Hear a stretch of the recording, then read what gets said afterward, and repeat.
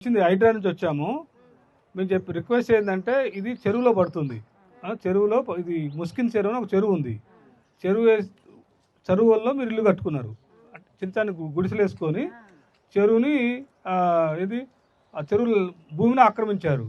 అలా చేయకూడదు. మేము అలా చేయకూడదు. ఈ చెరువుని మనం హైడ్రా డెవలప్ చేస్తూ ఉంది. సో ఇక్కడ డెవలప్ చేసే క్రమంలో ఇవన్నీ తీసేయాల్సి వస్తుంది. సో మా రిక్వెస్ట్ ఎందుకు మీకు దగ్గరకు వచ్చామంటే, మేము వచ్చి కూలిస్తే మళ్ళీ పేదవాళ్ళ మీద పోయారని ఒక కామెంట్ చేస్తారు. కాబట్టి మా రిక్వెస్ట్, మీరు తొందరగా మీ సామాన్లు మీరు తీసుకొని ఒక ఆల్టర్నేటివ్ చూసుకున్న తర్వాత మేము వస్తాం. నెల కాదు, ఇప్పుడు అందరూ అడుక్కుంటూ వచ్చినాము, అందరూ చెప్పాము. సో మీదున్న టీవీలు కానీ ఏమైనా మీ ఇంట్లో ఉన్న అన్ని ఏమైనా ఉంటే, వస్తువులు ఏమైనా ఉంటే వేరే ప్లేస్ చూసుకొని తొందరగా వెళ్ళిపోండి. 10 రోజుల్లో వెళ్ళిపోవాలని రిక్వెస్ట్ చేస్తున్నాం. అందుకే చెప్పనీకి వచ్చినాం. ఇదంతా అట్లా కాదమ్మా, నెల అంటే ఆల్రెడీ ఇప్పటి నుంచి 3 నెలల నుంచి చెప్తూనే ఉన్నాం, ఇదే విషయం చెప్తున్నాం. అందుకే కాదమ్మా, మీ ల్యాండ్ మీరు కాదు, ల్యాండ్ ఓనర్ ఎవరున్నారో ఆయనకి 6 నెలల నుంచి చెప్తున్నాము.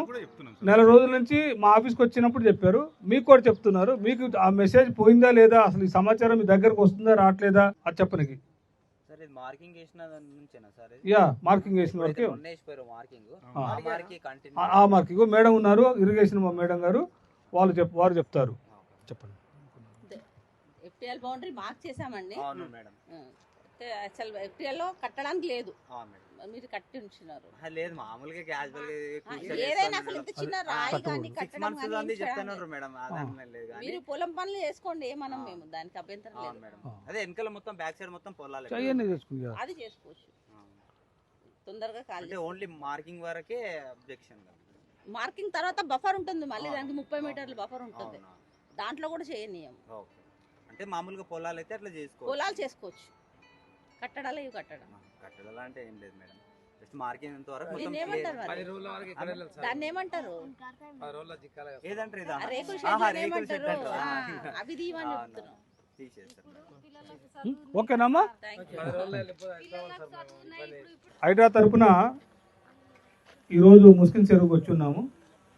ఈ చెరువు చూస్తే మీకు 2014లోనే ఇరిగేషన్ రెవెన్యూ వారు, హెచ్ఎండి వాళ్ళు 52 ఏకర్స్కి నోటిఫికేషన్ ఇచ్చారు 2014లో. దాని తర్వాత మేము హైడ్రా వచ్చిన తర్వాత ఆల్మోస్ట్ 1 ఇయర్ నుంచి రిక్వెస్ట్ చేస్తున్నాం. చాలా మీటింగ్లు పెట్టాము. మీరు కూడా మా ఆఫీస్కి వచ్చి ఉన్నారు, ఓనర్స్ అందరూ వచ్చారు.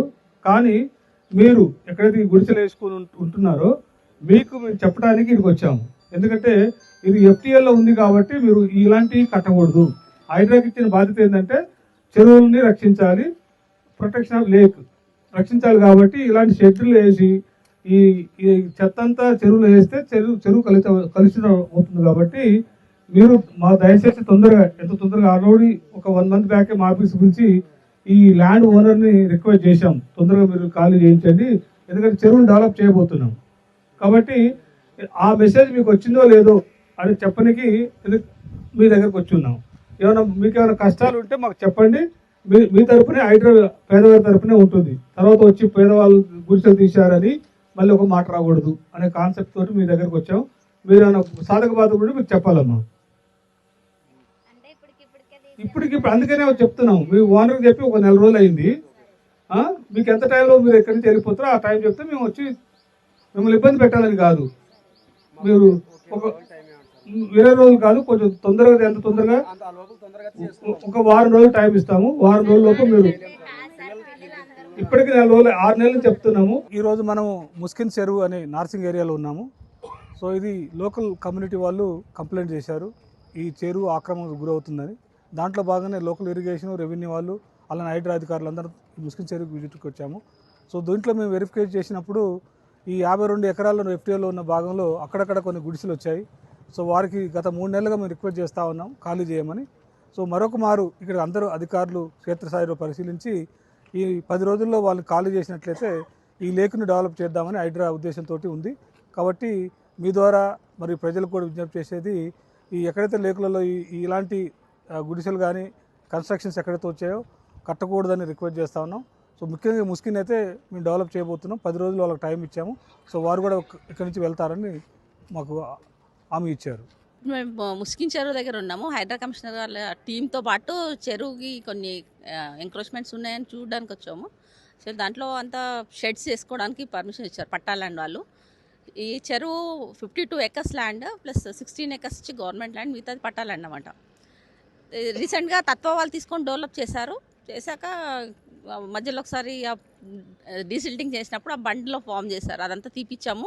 ఇప్పుడు న్యాచురల్ లెవెల్కి వచ్చేసింది. బట్ మిగతాది ఆ ఎంక్రోచ్మెంట్స్ ఏదైతే ఉందో అది కమిషనర్ గారు వాళ్ళ టీం వచ్చి 2-3 టైమ్స్ ఇన్ఫామ్ చేయడం జరిగింది వెకేట్ చేయమని. ఇప్పుడు లాస్ట్ ఫైనల్గా చెప్పాము 10 డేస్లో వెకేట్ చేయాలని డెవలప్మెంట్ తీసుకున్నాం. అంటే ఏదో బఫర్ అయినా సరే FTL బౌండరీ లోపల ఏ కన్స్ట్రక్షన్ చేయడానికి యాక్టివిటీ చేయడానికి పర్మిషన్ లేదు. సో అదే వాళ్ళకి ఇన్ఫామ్ చేస్తాము. వాళ్ళు 10 డేస్ టైం అడిగి తీసుకున్నారు, వాళ్ళు వెకేట్ చేస్తామన్నారు. Thank you. ముష్కిన్ చెరువు ప్రాంతంలో ఈ రోజున మనమందరం కూడా ఉన్నాము. ఈ ముష్కిన్ చెరువు చుట్టుపక్కల ప్రాంతాల్లో కొన్ని వేల అపార్ట్మెంట్స్ ఉంటున్నాయి. ఈ వేల అపార్ట్మెంట్స్లో ఉన్నటువంటి స్త్రీలు కానీ వృద్ధులు కానీ సీనియర్ సిటిజన్స్ మరియు వృద్ధులు మరియు పిల్లలు మరి పనిచేసేటువంటి వాళ్ళందరూ కూడా ఇక్కడ ప్రశాంతమైనటువంటి వాతావరణాన్ని కోరుకుంటూ ఉన్నారు.